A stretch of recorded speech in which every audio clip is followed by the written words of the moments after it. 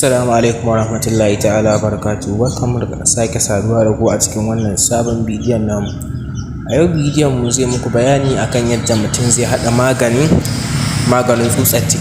Duk wanda tsutsar ciki ta takura masa ta dame shi kuma ga yawanci mutum ya kashe kuɗi a maganin asibiti, ya je asibiti an ba shi magani amma a biya cin gashi.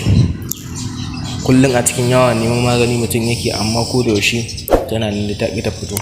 To a yau bidiyon mu zai muku bayani akan yadda zaka haɗa magani ta fita daga cikin ka gabaki ɗaya ba tare da ka kashe wani kuɗi ba kuma ko ka sha wata wahala ta zuwa asibiti ba.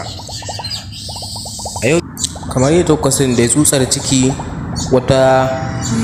wani ƙwaro ne wanda ubangiji yake halittarsa a ciki. Ta tsutsa ce wacce ubangiji yake halittarta a cikin ɗan adam, wacce take masa yawo a ciki, take gutsiran na naman jikinsa, wanda kuma mutum yake jin raɗaɗi a jikinsa. Mutum zai ji cikinsa kamar zai fashi don tsananin azabar zafi. To a yau bidiyon mu zai nuna muku yadda za ku haɗa wannan magani cikin sauƙi.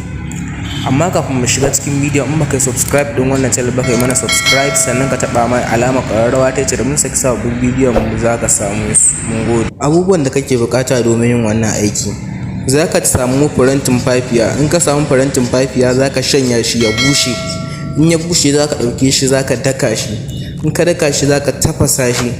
In ka tafasa ruwan za ka tace. Bayan ka tace za ka sai ka zuba a kofi. Bayan ka zuba a kofi sai ka samu zuma. Ka samu zuma sai ka zuba ta kaɗan a ciki. In ka zuba ta kaɗan a ciki sai ka juya, sai ka sha. In dai ka sha to insha Allah kai da tsutsar ciki kuma sai dai ka ba wani labari, ka gama da ita da ubangiji mai cuta kuma mai magani. Mun gode. Muna roƙon kuma ku yi mana subscribe din wannan channel da ku subscribe, sannan ku taɓa alamar ƙararrawa ta ce da mun saki sabbin bidiyon mu za ku same su. Mun gode.